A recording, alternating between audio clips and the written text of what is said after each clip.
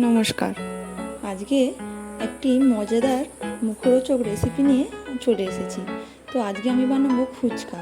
তো ফুচকাও খুব সহজে কিভাবে বাড়িতে বানাবেন অবশ্যই ভিডিওটি প্রথম থেকে শেষ পর্যন্ত দেখবেন। তো প্রথমে এখানে হাফ কাপ সুজি আমি হাফ কাপ জল দিয়ে ভালোভাবে 10 মিনিট ভিজিয়ে রাখবো। তারপর একটি পাত্রে 1 কাপ আটা নিয়ে নেব, তারপর হাফ কাপ ময়দা নিয়ে নেব ও 1 চিমটি বেকিং সোডা নিয়ে নেব। সব কিছু খুব ভালোভাবে মিশিয়ে নিতে হবে হাত দিয়ে। তারপর ভিজিয়ে রাখা সুজিটা আমি এর মধ্যে দিয়ে দেবো।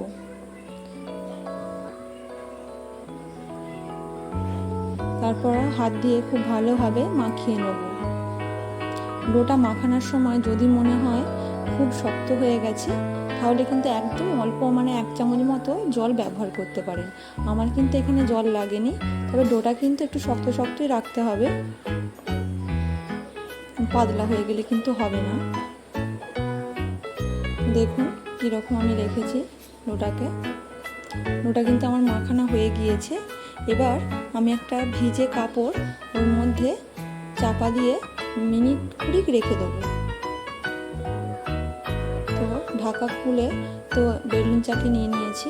এবার আমি ওই সুজির ডোটাকে অল্প ময়দা ছড়িয়ে ভালোভাবে দলে নেব এইভাবে হাত দিয়ে।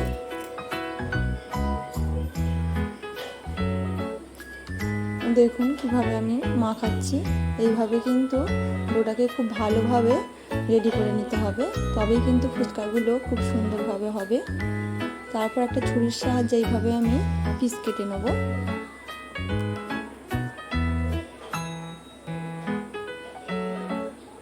তারপর একটা একটা পিস নিয়ে এইভাবে হাতের সাহায্যে এইভাবে রোল পাকিয়ে নেব। দেখুন এইভাবে রোল পাকিয়ে নিয়ে আবারও ছুরির সাহায্যে ছোটো ছোটোভাবে টুকরো করে নেব।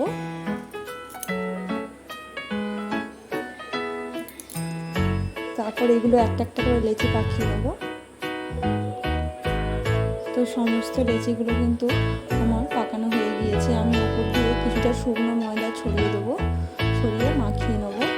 তারপর বেলুন চাকির মধ্যে এইভাবে ছোটো ছোটো করে বেলে নেবো। দেখুন একদম পাতলা করে কিন্তু বেলতে হবে। তো সমস্ত ফুচকাগুলো কিন্তু আমার বেলা হয়ে গিয়েছে। তারপরে কড়াইয়ে সাদা তেল গরম করে একে একে আমি ফুচকাগুলো তেলের মধ্যে ছেড়ে দেবো। দেখুন ফুচকাগুলো কতটা সুন্দর ফুলেছে, আর কিন্তু খুব মুচমুচেও হয়েছিল ফুচকাগুলো। আপনাদেরকে ভেঙে দেখাবো অবশ্যই। তো ফুচকাগুলো কিন্তু ভাজা হয়ে গিয়েছে, আমি তুলে নেবো।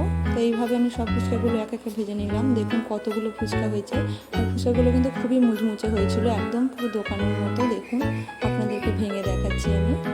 এই যে দেখুন কতটা সুন্দর হয়েছে।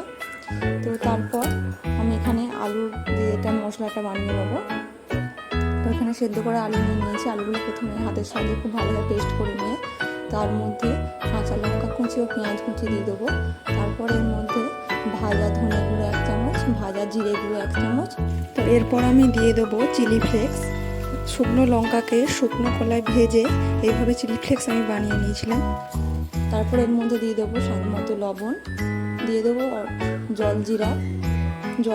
এই পাতাগুলো কিন্তু দোকানে কিনতে পাওয়া যায়। আর দিয়ে দেবো অর্ধেকটা গন্ধরাজ লেবুর রস। 4টে ফুচকাও আমি ভেঙে এর মধ্যে দিয়ে দিলাম। তারপর দিয়ে দেবো ভেজানো ছোলা। তারপর দিয়ে দেবো অল্প কিছুটা ঝুরি ভাজা, দিয়ে খুব সুন্দরভাবে আলুটাকে কিন্তু মাখিয়ে নেব।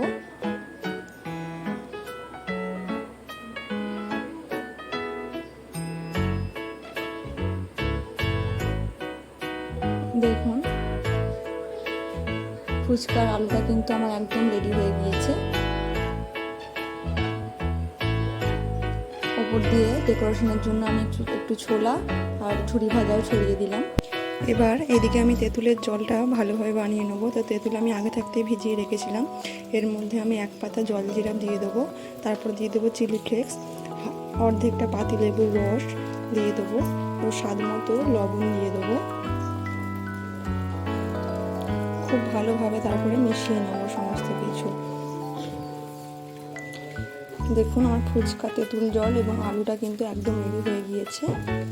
তো এতটা সুন্দর খেতে হয়েছিল, একদম পুরো দোকানের মতো। তো এইভাবে ফুচকা আপনারা খুব সহজে বাড়িতে বানাতে পারবেন। তো আজকের এই ফুচকার রেসিপিটি কেমন লাগলো বন্ধুরা অবশ্যই কমেন্টে জানাবেন, আর ভালো লাগলে অবশ্যই একটি লাইক করে দেবেন। আজকের ভিডিওটা এখানেই শেষ করছি, ধন্যবাদ।